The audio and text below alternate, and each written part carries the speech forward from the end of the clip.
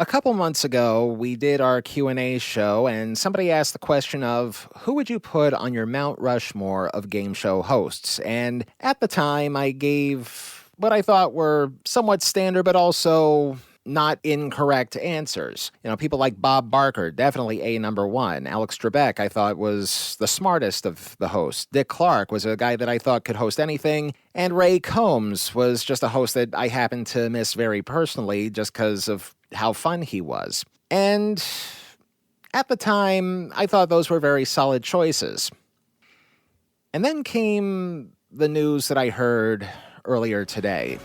All right, there is sad news today for the game show world. Wink Martindale has died at the age of 91. His career spans 74 years in television and on the radio. And for a look back at his long career, we turn to entertainment. How in the world could I have possibly forgotten about Wink Martindale? Wake up with Wink. Wink Martindale. Now, I've said before that the job of a game show host is essentially that of a traffic cop. Somebody to help move the gameplay along, keep things from getting out of control, and essentially get the show to 30 minutes or even an hour these days. And essentially it still is, even though a lot of people seem to want to go for the more manufactured moments these days, but that's another story for another day. There was something about Wink that I thought felt more genuine than any of the other hosts that I name. And this is no disrespect to anybody else, but there was this down-home feeling with Wink. Now, of course, he comes from the Mid-South. As a matter of fact, he got his career started in Tennessee as a radio DJ, and he also happened to be very good friends with somebody whose fame was about to really open wide in the 1950s. And I'm going to cut the song right there because I know the Elvis people tend to watch others like a hawk, so let's just say Wink Martindale was very instrumental in launching Elvis Presley's career. But after radio, he got into television. First, he started doing things locally, hosting local dance party shows in Los Angeles, and then he decided to leap into network television. And forgive me for cribbing notes from the Hollywood Reporter's obituary that they posted just a few moments ago as of press time, as I say that he actually became interested in hosting a TV game show in 1965 when he learned that another great game show host who, look, Mount Rushmore can only hold up to 4 heads, but Alan Ludden, he was another all-timer. Wink found out that he basically goes in 2 days a week to tape 5 shows one day and then 5 shows the next day, and then the rest of the week he plays golf. He goes to his agent and says, "How about sending me on a game show hosting interview?"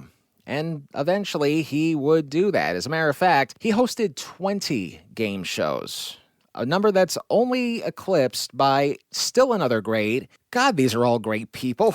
Bill Cullen hosted more games than Wink did, but guess what? Even in my own personal thoughts, I can digress. The resume that Wink had in terms of game shows is like a murderer's row of classics, from Gambit in the 70s to Tic-Tac-Doe in the 70s and 80s.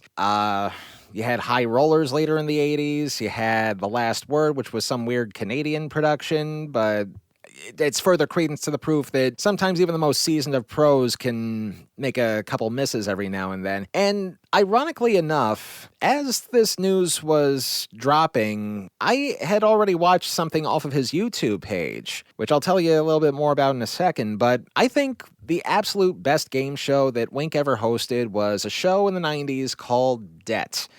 And boy, do we need a show like Debt in this day and age. I'm not going to get too political here, but let's just say, for those who are trying to afford things, we need a show like Debt to come back. D-E-B-T, this has to be the show for me. Debt, it's about time. Let's get our party started.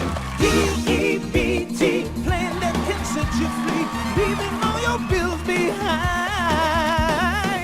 The Arnold Schwarzenegger of the game show world is none other than Wink Martindale. The buzz on the show is absolutely amazing. Check out the airwaves. The idea of getting out of debt appeals to a lot of people. I need to be a contestant. The new show is Debt. Lifetime's highest rated show, incidentally, friend. Is developing a loyal following. A wide appeal to a very large audience. Response to the show has been overwhelming. Everybody's talking about this show. Debt. The reason the debt has really Of course, after that, succeeded is Wink because sort of appeared here and there, but ultimately retired from the industry, but still made his presence known. And boy, did he make his presence known online when he launched his own YouTube channel, which is still active as of press time, and I hope remains active, just as a testament as to how big the game show fandom can be sometimes. Not only does he post classic shows that he hosted, but he's also opened the vaults to so many lost pilots that never saw the light of day, that some people thought, hey, maybe this show should have been a hit, and then other people see it and think, oh, no, not this one. And truth be told, I've even, quote-unquote, borrowed video just to do a review of one episode. You may remember all the way back in episode 52 that somebody tried to put Truth or Consequences back on the air using, well, let's just say Fear Factor-esque techniques, and Wink Martindale's page was the page that had the pilot, and it's still up there if you want to see it for yourself, but suffice to say, I don't think anybody else could have posted something like that, unless, of course, you were well connected in the game show industry, and Wink certainly was. As a human being, though, Wink, I can only speak from how I saw the guy on TV and in other interviews. In fact, just a couple months ago, one of his last interviews was obituarying Chuck Woolery. And yes, in spite of his politics, I got to give the guy props because he was definitely one of the better MCs of the 1980s and certainly the 90s, thanks to Love Connection. But again, not the point.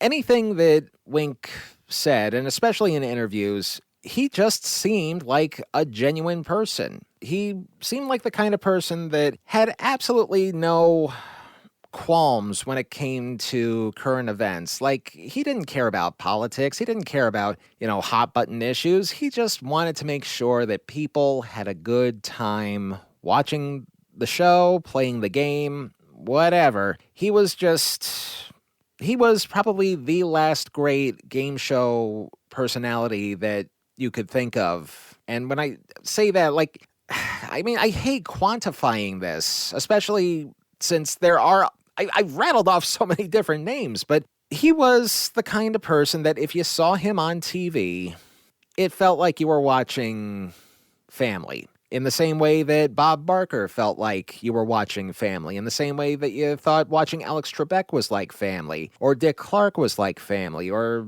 Ray Combs was like Family, and any other game show host that you ever saw on TV, if you gravitated towards those personalities and, no negative... I have not heard even one negative word ever said about Wink Martindale, and I am glad that nobody has ever said anything bad about him because, it would be damn near impossible to try. Wink is survived by his longtime wife, Sandy, and please do yourself a favor, go to YouTube, look for Wink Martindale Games. I know they're kind of grieving right now, but they have a tremendous archive of game shows. If you've ever loved game shows, or if you've ever wanted to get yourself into game shows, Wink will school you from well beyond. To wrap this up, here now is Wink Martindale in his own words in an interview with the Television Academy and advice on just exactly what you need to do in order to break into television.